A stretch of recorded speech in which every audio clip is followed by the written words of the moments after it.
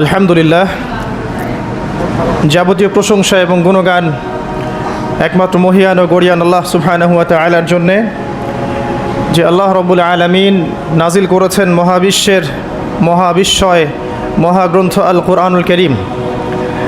যে আল্লাহ রব্বুল আলামিন ছাড়া ইবাদত পাওয়ার যোগ্য দ্বিতীয় কোনো হক ইলাহ বা মাবুদ নেই। যে আল্লাহ পাক আজকে আমাদেরকে সুস্থ শরীরে মসজিদে আসার তৌফিক দান করেছেন, সবাই শুকরিয়া আদায় করি, বলি আলহামদুলিল্লাহ। যাবতীয় দরুদ এবং সালাত বর্ষিত হোক মহান আল্লাহ প্রেরিত সর্বশেষ এবং চূড়ান্ত নবী, মানবতার মুক্তির দূত মুহাম্মদুর রাসূলুল্লাহ সাল্লাল্লাহু আলাইহি ওয়াসাল্লামের প্রতি। আমরা সবাই দরুদ পাঠ করি, আল্লাহুম্মা সাল্লি আলা মুহাম্মদ ওয়া আলা আলি মুহাম্মদ কামা সাল্লাইতা আলা ইব্রাহিম ওয়া আলা আলি ইব্রাহিম ইন্নাকা হামিদুম মাজিদ।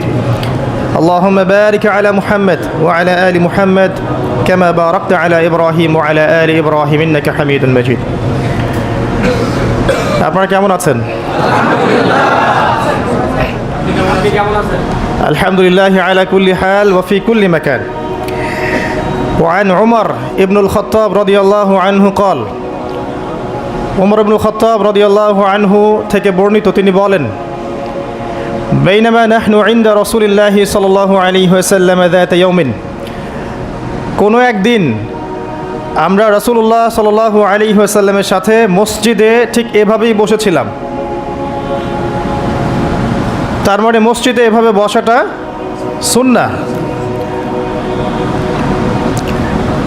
এরকমভাবে যখন আল্লাহর বান্দারা আল্লাহর কোরআন, রাসূলের হাদিস এগুলো শোনার এবং শেখার জন্য বসে, রাসূল সাল্লাল্লাহু আলাইহি ওয়াসাল্লাম অন্য হাদিসে বলেছেন, ফেরেশতারা মালায়েকারা তাদেরকে ঘিরে রাখে এবং আল্লাহ পাকের পক্ষ থেকে সাকিনা এবং রহমত বর্ষিত হতে থাকে।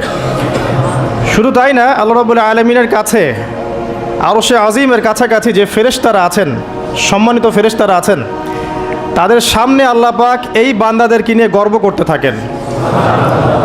কেন মালায়েকার সামনে গর্ব করতে থাকেন? কারণ মালায়েকা প্রথমে বলেছিল যে আমরা আপনার ইবাদত করি, তাসবিহ পাঠ করি, তাহলে কি জন্য আপনি এমন কাউকে সৃষ্টি করবেন পৃথিবীতে, মাইয়ুফসিদু ফিহা ওয়া ইয়াসফিকুদ দিমা, যে পৃথিবীতে এসে ফাসাদ সৃষ্টি করবে এবং রক্তপাত ঘটাবে। প্রকৃতপক্ষে মানুষ পৃথিবীতে এখন এই দুইটা কাজই বেশি করছে, ফাসাদ সৃষ্টি করা এবং রক্তপাত ঘটানো। কিন্তু এর বাইরেও আল্লাহর এমন কিছু বান্দা আছেন যারা ফাসাদ সৃষ্টি করে না, রক্তপাতও ঘটায় না, আল্লাহর আনুগত্য করে চলে। এই জন্যেই এই বান্দাদেরকে নিয়ে আল্লাহ পাক গর্ব করে থাকেন। এছাড়াও রাসূল সাল্লাল্লাহু আলাইহি ওয়াসাল্লাম বলেছেন যে যখন জুমার দিন আসে, এই জুমার দিনে যদি কোনো ব্যক্তি সকাল সকাল গোসল করে, আর্লি মর্নিং গোসল করে, গোসল করার পরে তার উত্তম পোশাকটা পরিধান করে আর গোসলটা করে ফরজ গোসলের মতো, আতর, সুগন্ধি, খুশবু তার সামর্থ্য অনুযায়ী ব্যবহার করে, এরপরে পায়ে হেঁটে হেঁটে মসজিদে আসে, বাহনে চড়ে নয়, পায়ে হেঁটে হেঁটে। যদি আপনি অনেক দূরে থাকেন সেটা আলাদা কথা। এবং ইমামের কাছাকাছি বসে, মসজিদে আসার পরে যতটুকু সম্ভব হয় সুন্নত পড়ে নিল, নফল পড়ে নিল, এরপর ইমামের কাছাকাছি এসে বসলো, ইমামের খুতবা শ্রবণ করে মনোযোগের সাথে। খুতবা শ্রবণ করার সময় কাউকে কষ্ট দেয় না। কাউকে কষ্ট দেয় না মানে হচ্ছে যে কেউ কথা বললে তাকে এতটুকু বলে না যে তুমি চুপ করো, কোনো কষ্ট দেয় না। ইমামের খুতবা শ্রবণ করে, নামাজ পড়ে ইমামের সাথে। এই ব্যক্তির আমল নামায় নবী সাল্লাল্লাহু আলাইহি ওয়াসাল্লাম বলছেন যে প্রত্যেক পদক্ষেপের বিনিময়ে 1 বছরের নফল নামাজ আর 1 বছরের নফল রোজার নেকি লেখা হয়। জুমার এই সমস্ত নেকি নষ্ট হয়ে যাবে যদি আমরা এখানে আদব রক্ষা করতে না পারি। ওমর রাদিয়াল্লাহু আনহু বলছেন, আমরা এভাবেই একদিন মসজিদে বসেছিলাম, হাত্তা তলা আলাইনা রাজুলুন, এমনকি আমাদের ভিতর দিয়ে একজন ব্যক্তি প্রবেশ করলো। একজন ব্যক্তি প্রবেশ করলো। আমি যে হাদিসটা বলছি এটা হচ্ছে হাদিসে জিবরিল, এবং মুফাসসিরিন মুহাদ্দিস উভয়েই তারা বলে থাকেন এই হাদিসটা হচ্ছে উম্মাহাতুল হাদিস, হাদিসের মা বা জননী। ইসলামের সব কিছু এখানে পাবেন ইনশাআল্লাহু আযজা ওয়া জাল্লা। হাত্তা তালা আলাইনা রাজুলুন, এমনকি একজন ব্যক্তি প্রবেশ করলেন, শাদীদুল বায়াদি সিয়াব, তার কাপড়টা ছিল অত্যন্ত চকচকা, ধবধবে সাদা। ওয়া শাদীদুস সাওয়াদি শা'r, এবং তার চুলগুলো ছিল প্রচণ্ড কালো, কুচকুচে কালো, অনেকটা আমাদের এই ভাইয়ের মতো। তো এখান থেকে বুঝতে পারলাম যে টিপটাপ পরিপাটি থাকা, উত্তম পোশাক পরা, সুন্দর স্মার্ট থাকা ইসলামের সুন্নাহ। আর আমরা খেয়াল করলে দেখবেন সবচাইতে খারাপ কাপড়টা পরে মসজিদে আসে, আর সেই ব্যক্তি মসজিদে আসলেন সবচেয়ে সুন্দর কাপড়টা পরে, তার সামর্থ্য অনুযায়ী সবচেয়ে সেরাটা। কারণ আমরা এখানে আল্লাহর সাথে দেখা করতে এসেছি। আর স্মার্ট থাকার জন্য রাসূলুল্লাহ সাল্লাল্লাহু আলাইহি ওয়াসাল্লামের চেয়ে স্মার্ট কোনো সুন্নাহ নাই। তিনি ছিলেন এই পৃথিবীর সবচেয়ে বিচক্ষণ, প্রজ্ঞাবান, handsome, smart people, smart human being people না, তাই না? তার চেহারার চেয়ে সুন্দর চেহারা কারো আছে? তার চেহারার চেয়ে সুন্দর চেহারা, তার চোখের চেয়ে সুন্দর চোখ, তার চেয়ে সুন্দর করে কথা বলা, তার চেয়ে সুন্দর শারীরিক গঠন, তার চেয়ে সুন্দর গায়ের গন্ধ, তার চেয়ে সুন্দর করে হাঁটা, মানুষের সাথে মেশা, ইবাদত করা, আমল করা, আল্লাহর জন্যে সেজদা করা, কান্নাকাটি করা, যত কাজ নবী সাল্লাল্লাহু আলাইহি ওয়াসাল্লাম করতেন তার চেয়ে সুন্দর করে কেউ করতে পারবে? তো আজকের যুব সমাজ নবী সাল্লাল্লাহু আলাইহি ওয়াসাল্লামের আদর্শ বাদ দিয়ে অন্যান্য পশ্চিমা আদর্শ গ্রহণ করেছে, অথচ তারা বুঝতে পারে নাই সবচাইতে স্মার্ট পিপল হচ্ছেন, হিউম্যান বিং হচ্ছেন on the face of the earth রাসূলুল্লাহ সাল্লাল্লাহু আলাইহি ওয়াসাল্লাম। তো আমরা সবাই তার সুন্নাহ ফলো করতে পারি না? এই ব্যক্তি যখন মসজিদে আসলেন তার গায়ে ধবধবা সাদা পোশাক ছিল, আর সাদা পোশাক পরা নবী সাল্লাল্লাহু আলাইহি ওয়াসাল্লামের সুন্নাহ, তিনি এটা পছন্দ করতেন। চুল ছিল কালো, লা ইউরা আলাইহি আসারুস সাফার, তাকে দেখে মনে হচ্ছিল না যে সে সফর করে এসেছে, মানে কোনো ক্লান্তি নাই তার মধ্যে। আমরা মসজিদে আসলে ক্লান্ত হয়ে যাই, সমস্ত কাজকর্ম শেষ করে ক্লান্ত হয়ে মসজিদে আসি। আর তাদের সুন্নাহ ছিল তারা মসজিদে আসলে প্রাণ ফিরে পেতেন, আর আমরা মসজিদে আসলে ঘুমাই। এই যে আমি খুতবা দিচ্ছি, দেখবেন অনেকে ঘুমাবে। একটা আমল বলে দেই, যদি জুমার দিনে মসজিদে এসে ঘুম ঘুম লাগে তাহলে জায়গা চেঞ্জ করবেন, আপনি সরে যাবেন আরেক জায়গায়, আরেক ভাইকে ওই জায়গা দিবেন, দেখবেন ঘুম চলে যাবে ইনশাআল্লাহ। আর একটা দোয়া পড়বেন, আউযু বিকালিমাতিল্লাহি তাম্মাতি মিন শাররি মা খালাক, এই দোয়াটা পড়বেন, আউযু বিকালিমাতিল্লাহি তাম্মাতি মিন শাররি মা খালাক। লা ইউরা আলাইহি আসারুস সাফার, তাকে দেখে মনে হচ্ছিল না সে সফর করে এসেছে। ওয়ালা ইয়ারিফুহু মিন্না আহাদ, এবং তাকে আমাদের এই মদিনার কেউই চিনে না, আননোন একটা ফেস, অপরিচিত মানুষ, মনে হচ্ছে আকাশ থেকে টুপ করে পড়েছে। এই কথাগুলো কে বলছেন? উমর রাদিয়াল্লাহু তাআলা আনহু। উমর রাদিয়াল্লাহু আনহু খুবই বিচক্ষণ সাহাবী এবং খুবই দূরদর্শিতা সম্পন্ন, সূক্ষ্মদর্শী। এবার সেই ব্যক্তি হাত্তা জালাসা মা'আন নবী সাল্লাল্লাহু আলাইহি ওয়াসাল্লাম, এমনকি সে এসে নবী সাল্লাল্লাহু আলাইহি ওয়াসাল্লামের সাথে বসে পড়লো। কিভাবে বসলো? ফাসনাদা রুকবাতাইহি ইলা রুকবাতাইহি, তার এই যে দুই হাঁটু, তাশাহুদের সময় আমরা যেমন করে বসি এইভাবে হাঁটুর সাথে হাঁটু লাগিয়ে বসলেন।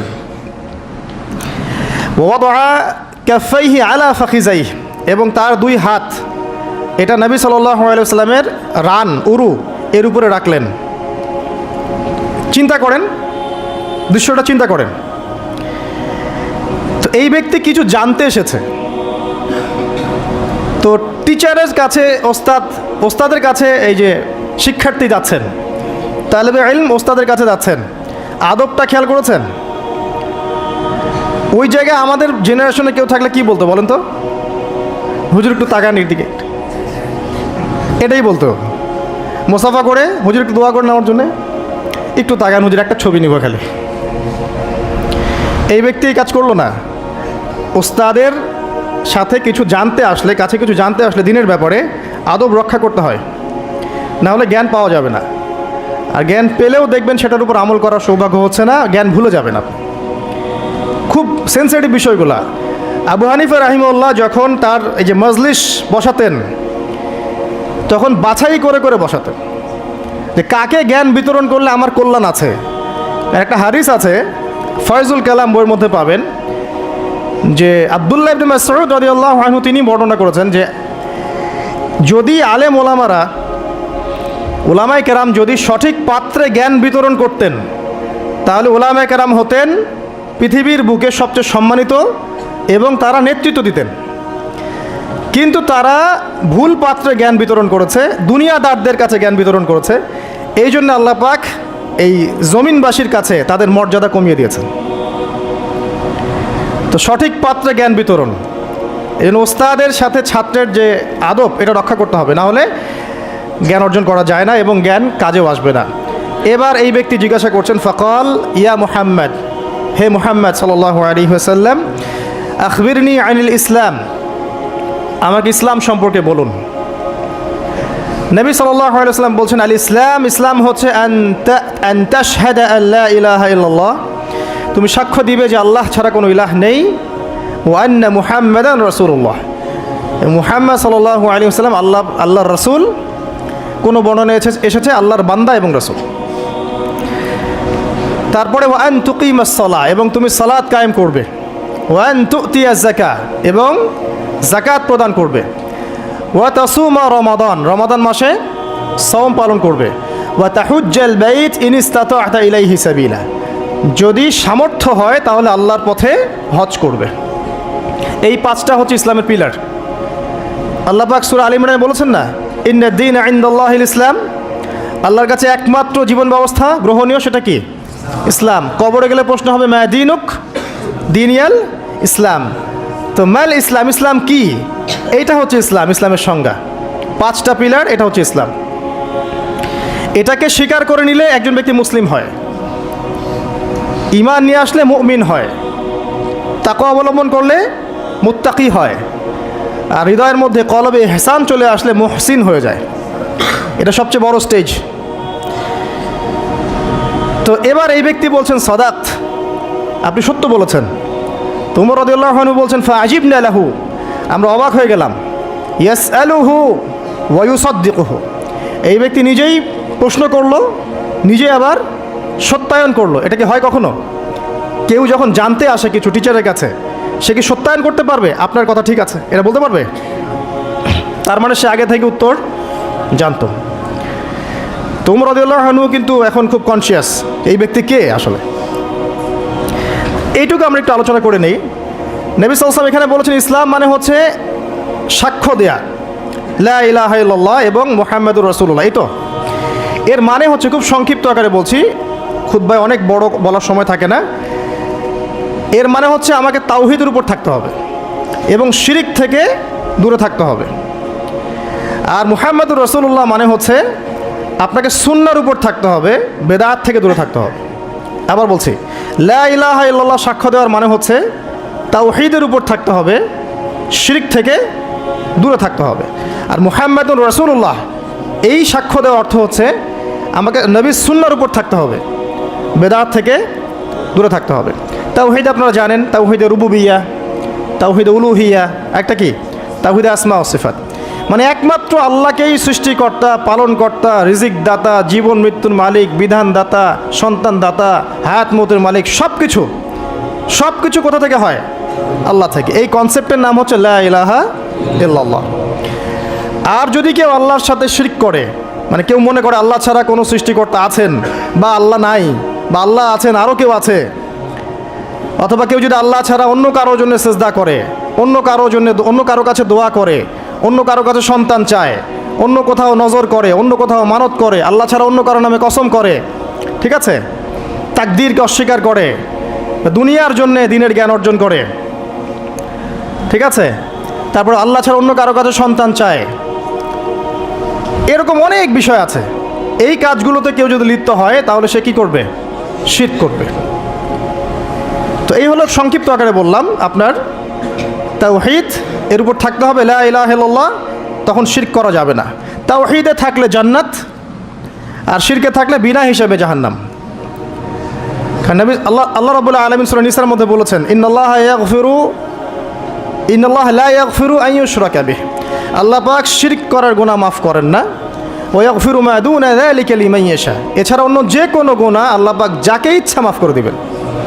কিন্তু শিরক করার পরে বিনা তওবায় যদি মারা যায় এই গুনাহ মাফ হবে না। এই জন্য শিরক থেকে সর্বোচ্চ সতর্ক থাকতে হবে। আরেকটা বিষয় কি, মুহাম্মদুর রাসূলুল্লাহ। যখন মুহাম্মদুর রাসূলুল্লাহ বলেছি, তার মানে আমার নিজের ইচ্ছায় ইসলামের মধ্যে কোনো আমল করার ইখতিয়ার নাই। আমি চাইলেই নামাজ পড়তে পারবো না, চাইলেই রোজা রাখতে পারবো না, চাইলেই হজ করতে পারবো না, যাকাত দিতে পারবো না, আমি কিছুই করতে পারবো না ইসলামের মধ্যে। যেটাই করব সেটা রাসূল সাল্লাল্লাহু আলাইহি ওয়াসাল্লাম, সাহাবায়ে কেরাম তাদের থেকে প্রমাণিত থাকতে হবে। মানে আমি এই জুমার নামাজ 3 রাকাত পড়তে পারবো না, পারবো? যদি বলি নামাজ তো খুব ভালো কাজ, 2-এর জায়গায় 3 পড়লে সমস্যা কি? নামাজ বাতিল হয়ে যাবে। কারণ নবী সাল্লাল্লাহু আলাইহি ওয়াসাল্লাম 2 রাকাত পড়েছেন, আপনাকে 2 রাকাতই পড়তে হবে। আবার যদি বলি 1 রাকাত পড়বো, হবে? মুহাম্মদুর রাসূলুল্লাহ মানে প্রতিটা আমল নবী সাল্লাল্লাহু আলাইহি ওয়াসাল্লাম যেভাবে করেছেন সেইভাবে করা। তার কথার সাথে তার কাজের সাথে যদি কারো কথা কাজ মিলে যায় সেটা গ্রহণ করতে কোনো সমস্যা নেই। কিন্তু তার কথার সাথে তার কাজের সাথে যার কথাই মিলবে না সেটা গ্রহণ না করাই আপনার উপর ওয়াজিব। এক কথায় আমাদের ইবাদত বন্দেগী করার, দিনের পথে চলার একমাত্র আদর্শ মানদণ্ডকে মুহাম্মদ সাল্লাল্লাহু আলাইহি ওয়াসাল্লাম, এটাই হচ্ছে মুহাম্মদুর রাসূলুল্লাহ। এরপরে বলেছেন ওয়া আন তুকিমাস সালাহ, সালাত কায়েম করতে। সালাত কায়েম মানে খুব শর্টকাটে বলছি, আল্লাহ যেন সবাইকে তৌফিক দেন, আমাকে সহ আপনাদের সবাইকে 5 ওয়াক্ত সালাত জামাতে পড়ার চেষ্টা করতে হবে। যদি মিস হয়ে যায়, যখন ঘুম থেকে উঠবেন পড়ে নেবেন। সফরে আছেন জমা করে নেন, কসর করে নেন। বা আপনি ভুলে গেছেন, যখনই মনে পড়বে তখনই পড়তে হবে, পড়তেই হবে। বা অ্যাটলিস্ট আপনি কোনো কারণে আসতেই পারছেন না, কোনো সমস্যা আছে, বাসায় অ্যাটলিস্ট জামাত করে পড়ে নেন, নামাজ মিস দেওয়া যাবে না। আমাদের দেশে মুসলিমদেরকে নিয়ে বড় বড় কথা বলার সময় না এটা এখন, কারণ আমাদের দেশে মুসলিমদের মধ্যে 90% নামাজ পড়ে না। 5 ওয়াক্ত নামাজ জামাতে পড়ে না 90% মুসলিম। অতএব বেনামাজি মুসলিমদেরকে নিয়ে আপনি খেলাফত কায়েম করবেন নাকি? তো বেসিক কাজগুলো আগে বেশি ইম্পর্টেন্ট। এছাড়া একটা বিষয় আছে, নামাজ সঠিক ওয়াক্তে পড়া। অনেক সময় দেখা যায় ওয়াক্ত চলেই যাচ্ছে, নামাজের কোনো হুঁশ নাই। আল্লাহ পাক হেফাজত করুন আমাদেরকে, সঠিক ওয়াক্তে নামাজ পড়া এবং রাসূলুল্লাহ সাল্লাল্লাহু আলাইহি ওয়াসাল্লামের সুন্নাহ মতো নামাজ পড়া। এই 3G 4G নামাজ চলবে না। 5 মিনিটে 4 রাকাত নামাজ শেষ, এটা রাসূলের সুন্নাহ ছিল না। কিন্তু একটা বিষয় হচ্ছে জায়েজ হয়ে যাবে, একটা হচ্ছে সুন্নাহ, দুটার মধ্যে অনেক পার্থক্য আছে। কুলি না করলে অজু হবে না, কুলি যদি না করি অজু হবে না। অজুর ফরজের মধ্যে কুলি আছে, কুলি না করলে অজু হয়ে যায়, কিন্তু সুন্নাহ মতো অজু হবে না, হবে? তো একটা জিনিস হচ্ছে জায়েজ, একটা হচ্ছে সুন্নাহ। আপনি কোনটা নেবেন? সুন্নাহ। মুহাম্মদুর রাসূলুল্লাহ কে বলেছে? আমরাই তো বলেছি। অতএব প্রত্যেকটা কাজ তার সুন্নাহ মতো হতে হবে। তিনি নামাজ পড়তেন ধীর স্থিরভাবে, তাই না? তাড়াহুড়া করে, ধীর স্থিরভাবে, সূরা কেরাত ঠিক মতো করে, রুকু সাজদা সুন্দর মতো করে, খুশু হুজুর সাথে, বিনয়ের সাথে। এভাবে সালাত পড়ার পরেই দেখবেন এই জাতি সফলতা অর্জন করছে, তার আগে হবে না। এরপরে বলেছেন নবী সাল্লাল্লাহু আলাইহি ওয়াসাল্লাম যাকাতের কথা, ওয়া আন তুতিয়াজ যাকাত। যাকাত কেন? কারণ ইসলামিক, মনে রাখবেন, ইসলামিক ইকোনমিক্সের বেইজ হচ্ছে যাকাত, সাদাকা, আপনার হালাল ব্যবসা, কৃষিভিত্তিক অর্থনীতি। আর বর্তমানের যে ইকোনমিক্স চলছে সারা ওয়ার্ল্ড ওয়াইড, যেটার মূল সেন্টার হচ্ছে পশ্চিমা বিশ্ব, এই ইকোনমিক্সের মূল বেইজ হচ্ছে রিবা বা সুদ। দেখেন, সম রাখা অবস্থায় কিন্তু আমরা মিথ্যা খুব একটা বলি না, চিটিং করি না, করতে গেলে মনে বাধা আসে, তাই না? মানুষকে ঠকাই না।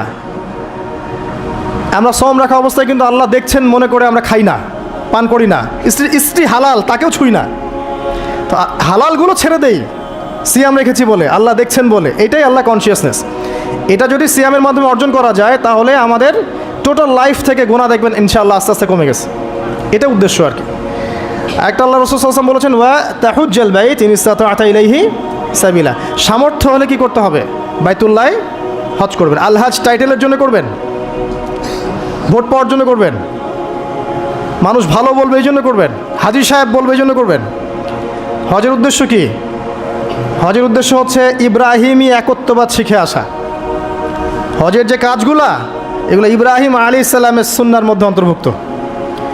ইব্রাহিম ছিলেন তাওহীদপন্থী, শিরকের সাথে আপোষ করেন নাই, পরিবার ছেড়ে দিয়েছেন, বাবা বের করে দিয়েছে, আগুনে ফেলে দিয়েছে, স্ত্রীকে রেখে আসছেন, সন্তানকে রেখে আসছেন শুধুমাত্র আল্লাহর জন্যে। ইয ক্বালা লাহু রাব্বুহু আসলিম, যখনই আল্লাহ তার রব তাকে বলেছেন ইসলাম কবুল করো, মানে আত্মসমর্পণ করো, ক্বালা আসলামতু লিরাব্বিল আলামিন, তিনি বলেছিলেন কি, আমি আল্লাহর কাছে আত্মসমর্পণ করছি। এই যে ইসলাম, আত্মসমর্পণ, এটা হচ্ছে ইব্রাহিম আলাইহিস সালামের কাছে শিখতে হবে।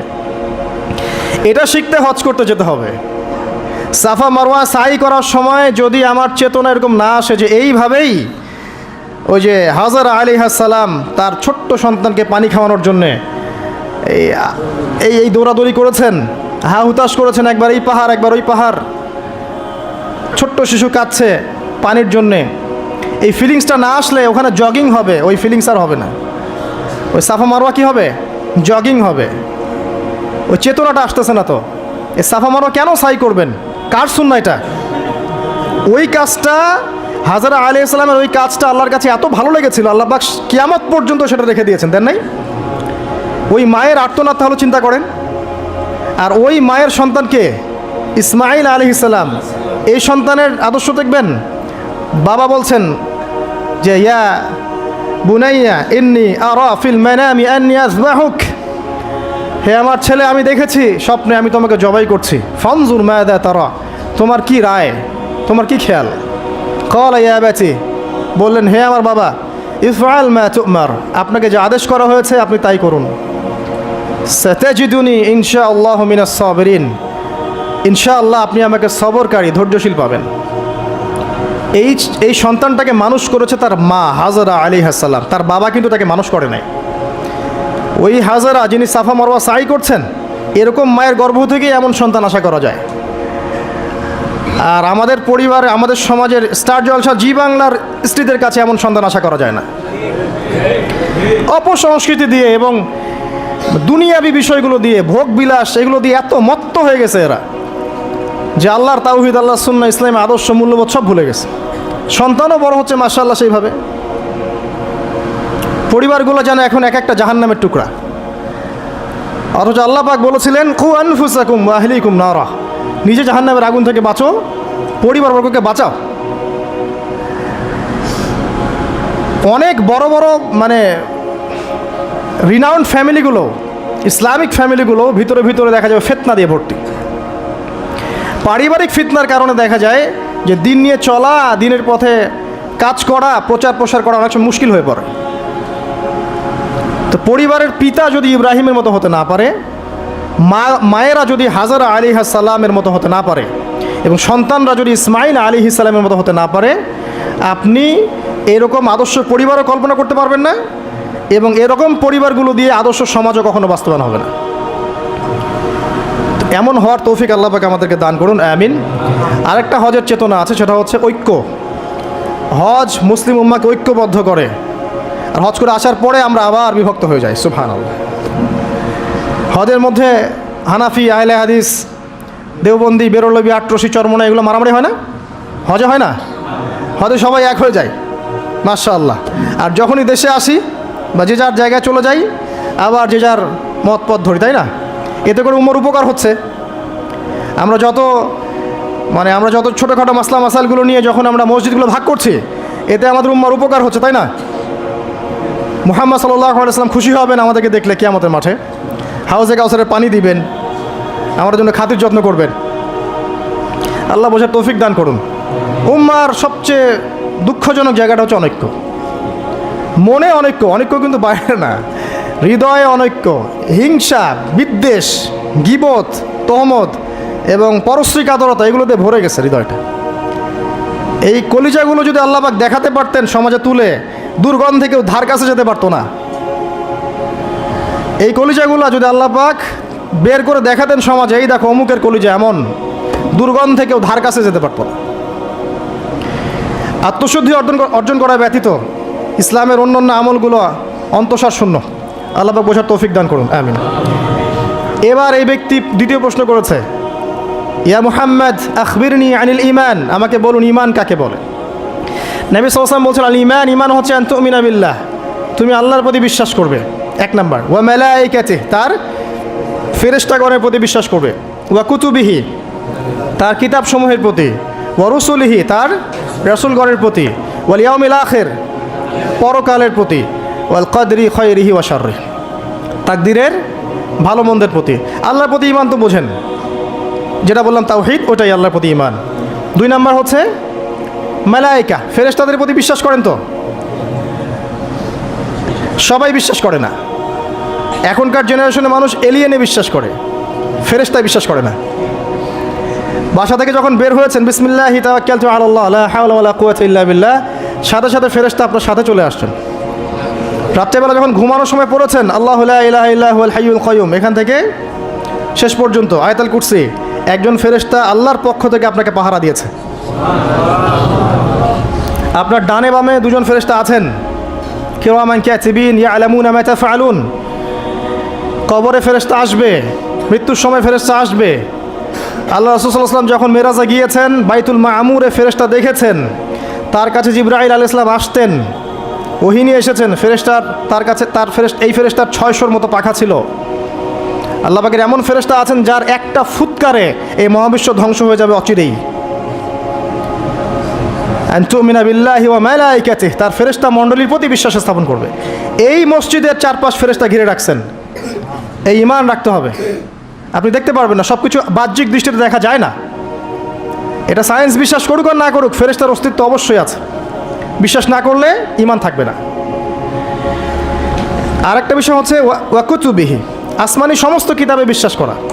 আমরাই একমাত্র জাতি, ভালো করে মনে রাখবেন, আমরা মুসলিমরাই একমাত্র জাতি যারা তাওরাত, জাবুর, ইনজিল সহ যত আসমানি কিতাব আছে সবগুলোর প্রতি ঈমান রাখি।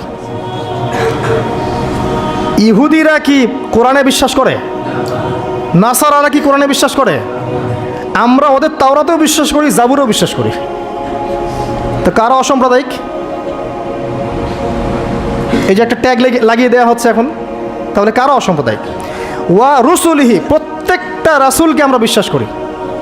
আল্লাহর পক্ষ থেকে যত রাসূল এসেছেন সবাইকে কি করি? আমরা বিশ্বাস করি। লা নুফাররিকু বাইনা আহাদিম মিনহুম, তাদের কারো মাঝে আমরা কোনো পার্থক্য করি না। আমরা মুসা আলাইহিস সালামকে মানি না, ঈসা আলাইহিস সালামকে মানি না, এবং ফলো করি মুহাম্মদ সাল্লাল্লাহু আলাইহি ওয়াসাল্লামকে, কারণ তিনি আমাদের সর্বশেষ নবী এবং সবচেয়ে নিউ এডিশনটাই তো মানুষ নিবে, তাই না? তিনি সবচেয়ে নিউ এডিশন এবং ফাইনাল টেস্টিমেন্ট, এই জন্য আমরা তাকে ফলো করি। আমরা অনেক স্মার্ট। কিন্তু ইহুদিরা কি মুহাম্মদ সাল্লাল্লাহু আলাইহি ওয়াসাল্লামকে মানে? খ্রিস্টানরা কি মুহাম্মদ সাল্লাল্লাহু আলাইহি ওয়াসাল্লামকে মানে? তাহলে কারা সাম্প্রদায়িক, কারা অসাম্প্রদায়িক? আমরা সবাইকে মানি, প্রত্যেক আসমানি কিতাবে বিশ্বাস করি, প্রত্যেক নবী রাসূলকে বিশ্বাস করি। এবং ইসলাম সবচেয়ে উদার নৈতিক ধর্ম। এর চেয়ে উদার নৈতিক মানবতাপ্রেমী কোনো ধর্ম নাই পৃথিবীতে। এবং এটা একমাত্র রিলিজন যেখানে প্রত্যেকটা বিষয়ের সমাধান আছে। আপনি মানেন আর নাই মানেন, কেউ বাধ্য করেনি। মানলে আপনি আল্লাহর আনুগত্য করবেন এবং জান্নাতে যাবেন ইনশাআল্লাহ। যদি না মানেন, আপনার বিচার পরকালে আল্লাহ পাক করবেন। কেউ কারো উপরে জবরদস্তি করতে যাবে না, তাই না? লা ইকরাহা ফিদ্দিন, দিনের মধ্যে কোনো বাড়াবাড়ি নাই। ফাযাক্কির ইন্নামা আনতা মুযাক্কির, তুমি উপদেশ দাও, তুমি শুধুমাত্র কি উপদেশদাতা। লাস্তা আলাইহিম বিমুসাইতির, তুমি কারো উপরে দারোগা নও, জাস্ট মেসেজ পৌঁছে দেয়া, মানলে মানবে, না মানলে না, সিম্পল। এর জন্য কি বোমাবাজি করতে হবে? রাষ্ট্রের মধ্যে অরাজকতা সৃষ্টি করতে হবে? হিন্দু মুসলিম মারামারি করতে হবে? কিচ্ছু করতে হবে না। এগুলো ইসলামের সাথে সাংঘর্ষিক, এগুলো করতে যাবেন না। বরং এইসব কাজের কারণে ইসলাম ক্ষতিগ্রস্ত হয়, মুসলিমরা ক্ষতিগ্রস্ত হয়। মুসলিমদের সবচেয়ে বেশি দরকার এখন পড়াশোনা করা, পড়াশোনা করা, জ্ঞান অর্জন করা। জ্ঞান অর্জন করতে থাকেন, ইনশাআল্লাহ আল্লাহ আপনার হৃদয়ের চোখ খুলে দেবেন ইনশাআল্লাহ। আল্লাহ পাক সবাইকে পরিপূর্ণ জ্ঞান অর্জন করার তৌফিক ইনায়াত করুন, আমিন। আরেকটা বলেছিলেন ওয়াল ইয়াউমিল আখির, পরকালে বিশ্বাস করা, তাই তো? পরকাল মানে এই মৃত্যু থেকে শুরু হবে পরকাল, তারপরে কবরের প্রশ্ন উত্তর। যে ব্যক্তি পৃথিবীতে আল্লাহর সাথে শিরিক করেছে সে কখনো মান রব্বুক প্রশ্নের উত্তর দিতে পারবে না। যদি শিরিক থেকে তওবা না করে মারা যায়, সে কখনো মান রব্বুকা প্রশ্নের উত্তর দিতে পারবে না, পসিবল না। যে ব্যক্তি পৃথিবীতে তাওহীদের উপর থাকবে ইনশাআল্লাহ, সে ব্যক্তি মান রব্বুক প্রশ্নের উত্তর দিতে পারবে। পৃথিবীতে যে ব্যক্তি ইসলামকে ঠাট্টা বিদ্রুপের ছলে গ্রহণ করেছে, এর আনুগত্য করেনি, একে রিজেক্ট করেছে, সে মা দীনুকা প্রশ্নের উত্তর দিতে পারবে না। পৃথিবীতে যে ব্যক্তি রাসূল সাল্লাল্লাহু আলাইহি ওয়াসাল্লামের আদর্শ মতো চলেনি, মান নবিয়ুকা বা মান হাযার রাজুল বুইসা ফিকুম, এই প্রশ্নের উত্তর দিতে পারবে না। আর বিশ্বাস করেন যারা এই 3টা প্রশ্ন উত্তর দিতে পারবে, অর্থাৎ তাওহীদপন্থী, সুন্নাহপন্থী এবং দিনকে পরিপূর্ণরূপে গ্রহণকারীরা, তাদেরকে আরও একটা প্রশ্ন করা হবে। ফেরেশতারা অবাক হয়ে বলবেন যে কিভাবে তুমি এগুলো জানলা, কিভাবে তুমি এগুলো জানলা? সে ব্যক্তি তখন বুক ফুরিয়ে বলবে যে আমি করাতু কিতাবাল্লাহ, আমি আল্লাহর কিতাব পড়েছি, ফাআলিমত, এরপরে জেনেছি। তো আল্লাহর কিতাব পড়া হয় তো মাশাআল্লাহ নিয়মিত? আল্লাহর কিতাব নিয়মিত পড়া হয় তো মাশাআল্লাহ? পড়বেন প্রিয় ভাইয়েরা, ডেইলি আধা ঘন্টা হলেও, আমি বলি 10টা মিনিট হলেও কোরআন পড়বেন। আধা ঘন্টা পড়লে আরও ভালো, 1 ঘন্টা পড়লে সবচেয়ে ভালো। সবচেয়ে ভালো হয় ডেইলি 1 পারা করে পড়তে পারলে। আমার পরিবারবর্গ এই কাজটা করে মাশাআল্লাহ, ডেইলি 1 পারা পড়তে চেষ্টা করে, আমি পারি না। কারণ শুধুমাত্র তোতা পাখির মতো পড়ে গেলে আমার মন ভরে না, যতক্ষণ পর্যন্ত না আয়াতগুলোকে নিয়ে আমি ভাবছি, গবেষণা করছি, অর্থটা বুঝতে হবে। তো ডেইলি 1 পারা পড়ার অভ্যাস করলে হবে কি, মাসে 30 পারা, প্রতি মাসে 1 খতম। দেখবেন আপনার জীবনে বরকত আসতেছে, আপনার হায়াতে বরকত হচ্ছে, রিজিকে বরকত হচ্ছে, মনে একটা শান্তি থাকবে। আর কোরআন যে যত বেশি তেলাওয়াত করে, মানসিক চাপ নেওয়ার ক্ষমতা তার তত বেশি থাকে। এটা আপনি প্রমাণিত, পরীক্ষা করে দেখেছি আমি। 3 দিন 7 দিন কোরআন থেকে দূরে থাকলে মানসিক চাপ নিতে পারি না, কিন্তু কোরআনের অ্যাটাচমেন্টে থাকলে, সংস্পর্শে থাকলে দেখবেন আপনি মানসিক চাপ নিতে পারতেছেন, কারণ এটা আল্লাহর পক্ষ থেকে নাজিল করা অভ্রান্ত সত্যের উৎস। এই হলো পরকাল, প্রশ্নের উত্তর। তারপরে পুনরুত্থান, যেখানে 50,000 বছর দাঁড়িয়ে থাকতে হবে।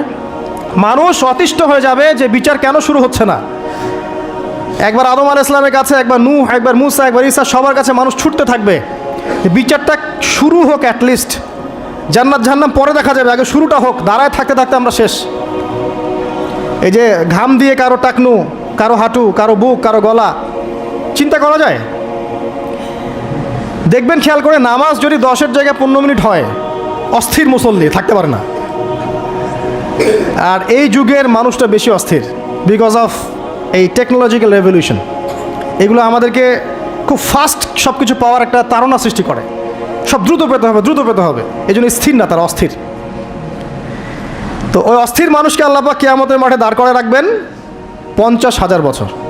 সূরা মাআরিজ পড়ে দেখেন।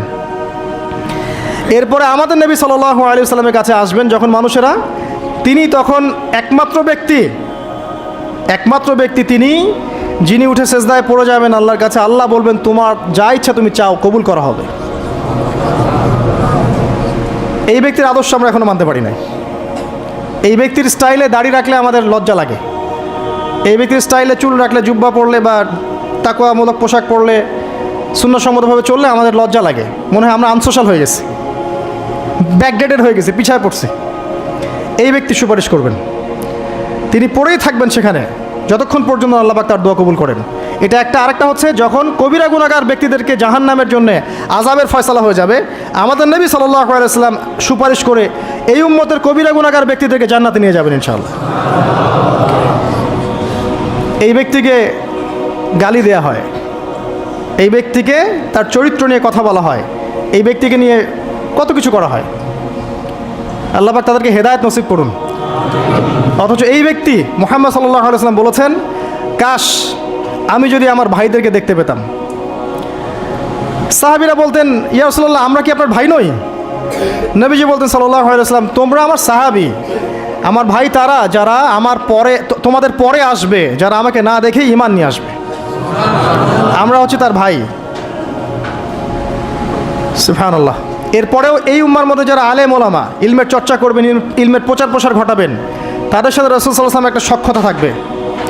এই উম্মতের মধ্যে যারা এতিমদের দেখাশোনা করবে, মিসকিনদের দেখাশোনা করবে, তারা নবী সাল্লাল্লাহু আলাইহি ওয়াসাল্লামের সাথে এই জান্নাতে এতটুকু দূরত্ব থাকবে। যারা বিধবা, এতিম, মিসকিনদের দেখাশোনা করবে, এতটুকু দূরত্ব থাকবে। যে ব্যক্তি তার চরিত্রকে হেফাজত করতে পারবে, নবী সাল্লাল্লাহু আলাইহি ওয়াসাল্লাম বলেছেন, তার জন্য আমি জান্নাতের মাঝখানে একটা ঘরের জিম্মাদার হব। এরকম অনেক হাদিস আছে। এই ব্যক্তি একমাত্র ব্যক্তি যিনি আপনাকে ছাড়া জান্নাতে যাবেন না, যিনি জান্নাতে না গেলে জান্নাতের দরজা খোলা হবে না, যিনি পুলসিরাতের মতো জায়গাতেও ইয়া নাফসি বলবেন না, বলবেন ইয়া উম্মতি, ইয়া উম্মতি। তিনি একমাত্র ব্যক্তি যাকে কবরে দেখানো হবে আপনাকে, আমাকে। তিনি একমাত্র ব্যক্তি যিনি অঝর নয়নে আমাদের জন্য কেঁদেছেন রাতের বেলা। আল্লাহর কাছে, যিনি হাউজে কাউসারে থাকবেন আমাদের জন্যে, যাতে আমরা পানি পান করতে পারি। আল্লাহ পাক আমাদেরকে রাসূল সাল্লাল্লাহু আলাইহি ওয়াসাল্লামের সুন্নাহ পরিপূর্ণরূপে মেনে চলার তৌফিক দান করুন এবং তার আদর্শ বাস্তবায়ন করার তৌফিক দান করুন এবং গর্বের সাথে তার সুন্নাহ ফলো করার তৌফিক আল্লাহ পাক দান করুন, আমিন। এরপরে আরও অনেক বিষয় থাকবে জান্নাত জাহান্নাম পর্যন্ত, আপনারা পড়ে নেবেন, এগুলো আপনারা জানেন। এরপরে একটা পয়েন্ট আছে ওয়াল কদরি খায়রিহি ওয়া শাররিহি, তাকদীরের ভালো মন্দ। এখানে জাস্ট অল্প কিছু কথা বলছি। কিছু কিছু বিষয় আছে তাকদীরে যেগুলো কনস্ট্যান্ট ফিক্স, এগুলো কখনো পরিবর্তন হবে না। যেমন জীবন, আপনার মৃত্যু, আপনার হায়াত ইত্যাদি ইত্যাদি। কিছু বিষয় আছে যেগুলো ঝুলন্ত, মুআল্লাকা, এগুলো ভালো কাজ দিয়ে পরিবর্তন হয়, দোয়া দিয়ে পরিবর্তন হয়, নেকির কাজ দিয়ে, তাকওয়া দিয়ে পরিবর্তন হয়। যেমন কেউ যদি আত্মীয়তার সম্পর্ক বজায় রাখে, তার রিজিক বাড়বে, তার হায়াতে বরকত হবে। এই যে কোরআনের কথা বললাম, কেউ যদি কোরআন বেশি বেশি তেলাওয়াত করে, কোরআন নিয়ে বেশি বেশি গবেষণা করে, তার হায়াতে রিজিকে বারাকা আসবে। কেউ যদি প্রতিবেশীর খোঁজখবর নেয়, পিতামাতার সেবা করে, মা না থাকলে খালার সেবা করে, তারও বারাকা আসবে। কেউ যদি বেশি বেশি দোয়া করতে থাকে, আল্লাহর কাছে প্রচুর দোয়া করে, খালি দোয়া আর দোয়ার উপর থাকে, দেখবেন ও বিপদ আপদে কম পড়বে। আর বিপদ আপদ আসলেও দেখবেন আল্লাহ পাক গায়েবী মাদাতে দেখবেন কোনো না কোনোভাবে তাকে সেভ করে ফেলছেন। দোয়া দিয়ে তাকদীর পরিবর্তন হতে পারে। আর কিছু বিষয় কনস্ট্যান্ট, এগুলো পরিবর্তন হবে না। এখানে কিছু মানুষ বলেছে তাকদীর বলতে কিচ্ছু নাই, মানুষ যা করবে তাই পাবে। তাকদীর বলতে কিচ্ছু নাই, মানুষ যা কাজ করবে সেটাই মানুষ পাবে, মানে মানুষের কর্মের স্বাধীনতাই চূড়ান্ত। তাকদীর বলতে আসলে কিছু নাই। এদেরকে বলা হয় কাদারিয়া। কি বলা হয়? কাদারিয়া। নবীজি বলেছেন এরা যদি মারা যায় জানাজায় যাবে না, এরা যদি অসুস্থ হয় দেখতেও যাবে না, এরা হচ্ছে এই উম্মতের মাজুস, অগ্নি পূজারী। এরকম মানুষ আছে তো আমাদের মধ্যে, তাকদীরে বিশ্বাস করে না, মানুষের কর্ম যা তাই হবে। এটা দলিলও আছে আবার কোরআনে, ওয়ালাইসা লিল ইনসানি ইল্লা মা সাআ, মানুষ তার চেষ্টার বাইরে কিছু পাবে না। এটা হচ্ছে গরুর লেজ ছাগলের পিছনে লাগানো, আর ছাগলের লেজ গরুর পিছনে লাগানো, বাতিল কিয়াস, ইবলিসের মতো। আর একদল আছে যারা মনে করে কর্মের স্বাধীনতা বলতে কিচ্ছু নাই, তাকদীরই সব, যা আছে ভাগ্যে তাই হবে। আমার কাজের কোনো স্বাধীনতা নাই, আল্লাহ চাইলে ভালো করতে পারবো, না চাইলে পারবো না। চুরি করছি কেন? আল্লাহ তাকদীরে লিখছিলেন তাই চুরি করছি। জেনা করলাম কেন? ঘুষ খাইলাম কেন? দুর্নীতি কেন করে? আল্লাহ লিখছেন তাকদীরে তাই, আমার তো কিছু করার নাই। ওমর রাদিয়াল্লাহু আনহুর কাছে এরকম একজন ব্যক্তি আসছিলেন, একদিন বলছিলাম আমি, এসে বলছে আমি তো চুরি করি নাই, আল্লাহ তাকদীরে লিখছেন তাই আমি চোর হয়েছি।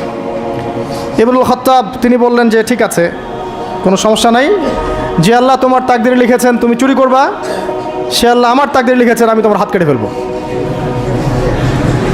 এই আর কি। এদেরকে বলা হয় আবার জাবারিয়া। এদের নাম কি?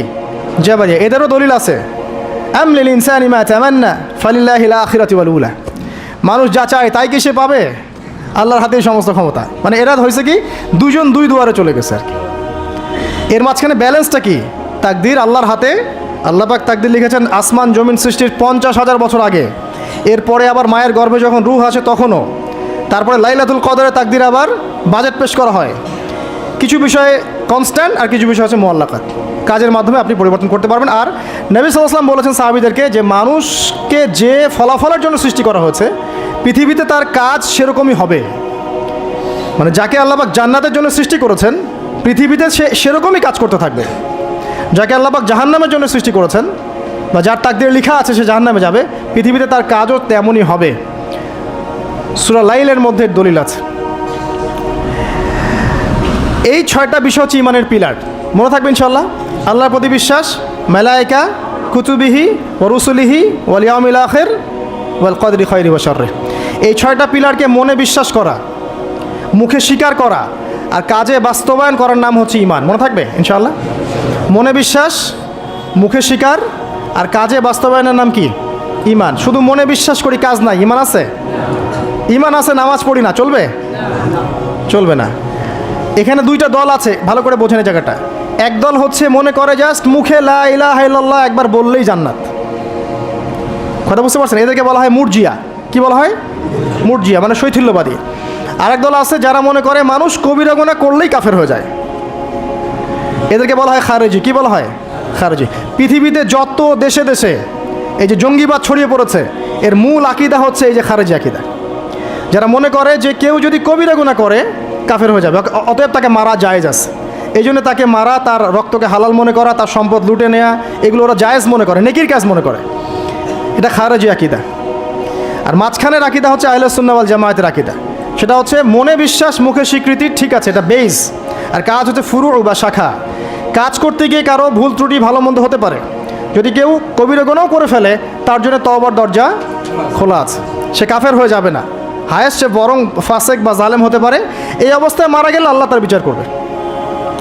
এই হচ্ছে আহলে সুন্নাহ ওয়াল জামায়াতের আকীদা। এরপরে ওই ব্যক্তি বলেন আপনি সত্য বলেছেন। আবার প্রশ্ন করলেন মাল আখবিরনি আনিল ইহসান, ইহসান কাকে বলে? নবীজি উত্তর দিলেন আল ইহসান আন তা'বুদাল্লাহা কাআন্নাকা তারাহ। তিনি বললেন ইহসান হচ্ছে তুমি এমনভাবে আল্লাহর ইবাদত করবে যেন তুমি আল্লাহকে দেখতে পারছো। ওয়া ইল্লাম তাকুন তারা ফাইন্নাহু ইয়ারাক, তুমি যদি আল্লাহকে দেখতে না পারো বিশ্বাস রাখবে আল্লাহ তোমাকে দেখছেন। এই যে এই কনসিয়াসনেস, আল্লাহ কনসিয়াসনেস নিয়ে ইবাদত করার নাম হচ্ছে ইহসান। ইহসান যে ব্যক্তি আয়ত্ত করতে পারবে সে হবে মুহসিন, মুসলিম, মুমিন, মুত্তাকি, মুহসিন, একদম হাইয়েস্ট লেভেল। তাহলে এই হচ্ছে ইহসান। ইহসান যার মধ্যে থাকবে সে কিন্তু পাপ করতে পারে না খুব একটা। খেয়াল করে দেখেন, আন তা'বুদাল্লাহ কাআন্নাকা তারা, তুমি এমনভাবে আল্লাহর ইবাদত করবে যেন তুমি স্বয়ং আল্লাহকে দেখতে পারছো। আল্লাহকে যদি কেউ দেখতে পারতো সে কি কখনো আল্লাহর বিরুদ্ধে যেতে পারতো? এই বিষয়টাই হচ্ছে ইহসান। আর আল্লাহকে কেউ এই দুনিয়ায় খালি চোখে দেখতে পারবে না। এই জন্য আল্লাহ রাসূল বলেছেন যে ওয়া ইল্লাম তাকুন তারা, তুমি যদি তাকে দেখতে না পারো ফাইন্নাহু ইয়ারাক, তিনি তোমাকে অবশ্যই দেখছেন। আল্লাহকে হাজির নাজির জেনে ইবাদত করতে হবে। আল্লাহ পাক তৌফিক দান করুন, আমিন। প্রত্যেকটা কাজ, নামাজ, রোজা, হজ, যাকাত, জিকির, আজকার, তাসবিহ, তাহলিল, সব কিছু, ব্যবসা বাণিজ্য, চাকরি বাকরি যা আছে সব আল্লাহকে হাজির নাজির জেনে করলে মানুষ হারাম থেকে বেঁচে থাকতে পারবে ইনশাআল্লাহ আযজা ওয়া জাল। চতুর্থ প্রশ্ন করেছেন এই ব্যক্তি, আখবিরনি আনিস সাআহ, আমাকে কিয়ামত সম্পর্কে বলুন। নবীজি বলছেন মাল মাসউলু আনহা বিআ'লামা মিনাস সাইল, এই ব্যাপারে প্রশ্নকারী আর যে উত্তরদাতা এর বেশি কেউ কিছু জানে না। যাকে জিজ্ঞেস করা হচ্ছে আর যে জিজ্ঞাসা করছে তাদের জ্ঞান সমান। আমি আসলে জানি না কবে কিয়ামত হবে। কেউ জানে কবে কিয়ামত হবে? সূরা লুকমানের শেষে আছে না, ইন্নাল্লাহা ইনদাহু ইলমুস সাআহ ওয়া ইউনাজিলুল গায়স ওয়া ইয়ালামু মা ফিল আরহাম ওয়া মা তাদরি নাফসুম বিআই মাযা তাকসিবু গাদা ওয়া মা তাদরি নাফসুম বিআই আরদিন তামুত। পাঁচটা বিষয় আল্লাহ ছাড়া কেউ জানে না। কিয়ামত কবে হবে, বৃষ্টি কখন কোথায় বর্ষিত হবে, আগামীকাল কোন নফস কি অর্জন করবে কি হারাবে, কার মৃত্যু কোথায় হবে, এগুলো আল্লাহ ছাড়া কেউ জানে না। তো এই জন্য তিনি বলেছেন মাল মাসউলু আনহা বিআ'লামা মিনাস সাইল, এই বিষয়ে জিজ্ঞাসিত ব্যক্তি প্রশ্নকারীর চেয়ে বেশি জানে না। তিনি থেমে যান নাই প্রশ্নকারী, তিনি বলছেন আখবিরনি আন আমারাতিহা, আচ্ছা আপনার তো জানা নাই এক্স্যাক্টলি কবে কিয়ামত হবে, তাহলে আপনি বলেন এর কিছু আলামত বলেন, সাইন্স বলেন। নবীজি বললেন দুইটা মাত্র। একটা হচ্ছে আন তালিদাল আমাতু রাব্বাতুহা, যখন দেখবে দাসী তার মনিবকে জন্ম দিচ্ছে। দাসী তার মনিবকে জন্ম দিচ্ছে মানে ন্যায় অন্যায়, সত্য মিথ্যা, হালাল হারামের মানদণ্ড উল্টে যাবে, দুনিয়া উল্টা পাল্টা হয়ে যাবে আর কি। দাসী কি মনিবকে জন্ম দিতে পারে? মানে মানদণ্ড কি হবে? উল্টে যাবে। আর একটা ব্যাখ্যা হচ্ছে ওলামায়ে কেরাম করেছেন যে পিতা মাতাদের সাথে শেষ জামানায় দাস দাসীর মতো আচরণ করা হবে। এটাও ঠিক আছে ব্যাখ্যা। একটা আধুনিক ব্যাখ্যা হচ্ছে যে সত্যিকার অর্থেই দাসী মনিবকে জন্ম দিবে। কিভাবে? ফ্যামিলিস্ট রেভলিউশন এবং রিবার কারণে। ফ্যামিলিস্ট রেভলিউশনের কারণে মেয়েরা এত বেশি বস্তুবাদী হয়ে যাবে যে তারা সন্তান জন্ম দেওয়ার ফুরসত পাবে না। এই যুগটাকে আসছে, সন্তান জন্ম দেওয়ার ফুরসত পাবে না। এটা অন্য কান্ট্রিগুলোর দিকে তাকায় দেখেন, এটা অ্যাভেলেবেল হচ্ছে। তখন দরিদ্র রাষ্ট্র থেকে দেখা যায় মেয়েদেরকে হায়ার করতে হয়, গর্ভ হায়ার করে, গর্ভ এখন হায়ার করা হয় সন্তান জন্ম দেওয়ার জন্যে। সেখানে কি হবে, এক ব্যক্তির স্পার্ম, শুক্রাণু সেখানে ইনজেক্ট করা হবে। 9 মাস এখানে সন্তানটা বড় হবে। এই 9 মাস তাকে মাশাআল্লাহ খুব ভালো খাবার দাবার দেওয়া হবে এই মহিলাটাকে। এরপর সেই মহিলা সন্তান জন্ম দিবে। দেওয়ার পরে তার ডিউটি শেষ, তাকে তার পারিশ্রমিক দিয়ে দেওয়া হবে এবং সে তার জায়গায় চলে যাবে। তো সে কাকে জন্ম দিয়ে গেল? সে মনিবকে জন্ম দিল। দাসী তার মনিবকে জন্ম দিল। সুবহানাল্লাহ। এই যুগ না থাকলে এই ব্যাখ্যা বোঝা যেত না। এই সুন্নতের, এই জাহেলি সুন্নতের সবচেয়ে বড় দৃষ্টান্ত হচ্ছে সিঙ্গাপুর। আর অনেক কান্ট্রি আছে, এগুলো হচ্ছে অ্যাভেলেবল। তো দাসী তার মনিবকে জন্ম দিচ্ছে এখনও। এরপরে এই ব্যক্তি ফানতালাকা, এই ব্যক্তি চলে গেলেন। ফালাবিস্তু মালিয়ান, আমরা সবাই স্তব্ধ হয়ে বসে থাকলাম। এরপরে রাসূল সাল্লাল্লাহু আলাইহি ওয়াসাল্লাম বললেন, ইয়া ওমর আতাদরি মানি সাইল, হে ওমর তুমি কি জানো এই ব্যক্তি কে ছিল যে প্রশ্ন করেছে? ওমর ইবনে খাত্তাব বলছেন, আল্লাহ ওয়া রাসূলুহু আ'লাম, আল্লাহ এবং তার রাসূল ভালো জানেন। নবী সাল্লাল্লাহু আলাইহি ওয়াসাল্লাম বললেন, ইন্নাহু জিবরিল, এই ব্যক্তি হচ্ছে জিবরাইল আলাইহিস সালাম। আতাকুম ইউআল্লিমুকুম দীনাকুম, তিনি এসেছিলেন তোমাদেরকে তোমাদের দিন শেখাতে। তিনি কেন এসেছিলেন? তোমাদেরকে তোমাদের দিন শেখাতে।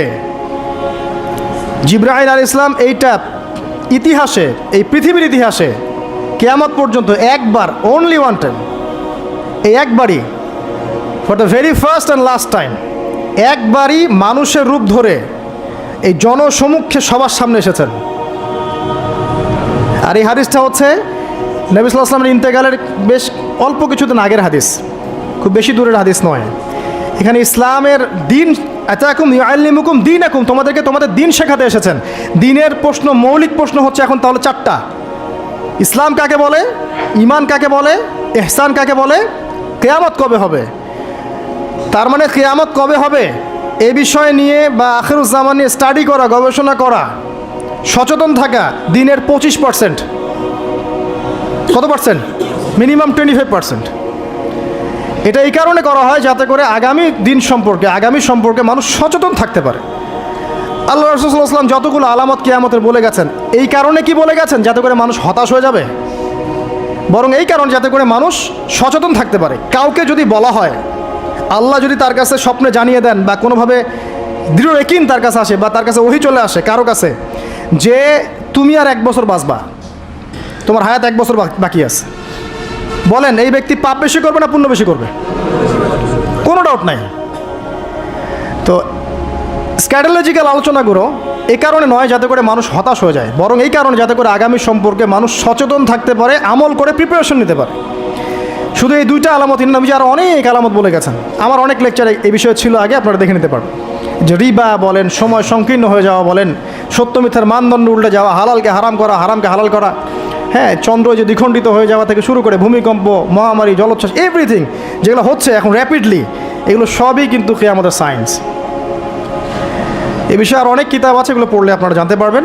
আমরা আজকে একটা হাদিস শিখলাম। এই হাদিসের নাম হচ্ছে হাদিসে জিবরিল। এটাকে বলা উম্মাহাতুল হাদিস, উম্মাহাতুল হাদিস, সমস্ত হাদিসের মা এই হাদিসটা। এই হাদিসের মধ্যে মৌলিক 4টা প্রশ্ন করা আছে। ইসলাম কাকে বলে, ঈমান কাকে বলে, ইহসান কাকে বলে, কিয়ামত কবে হবে।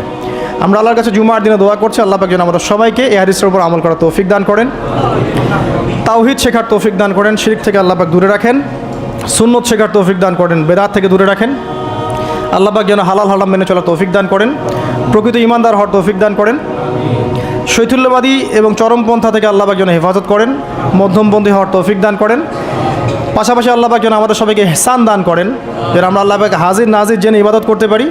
এবং আগামী দিনের যে সময়গুলো আসছে, এই সময়গুলো সম্পর্কে আমাদেরকে আল্লাহ পাক সচেতন থাকার, সতর্ক থাকার এবং নিজেদের আমল গোছানোর, কবরের প্রিপারেশন নেওয়ার তৌফিক আল্লাহ পাক সবাইকে দান করেন। আমিন। أقول قولي هذا أستغفر الله لي ولكم ولسائر المسلمين. بارك الله لنا ولكم بالآيات الحكيم. إنه تعالى جواد كريم بر رؤوف رحيم. السلام عليكم.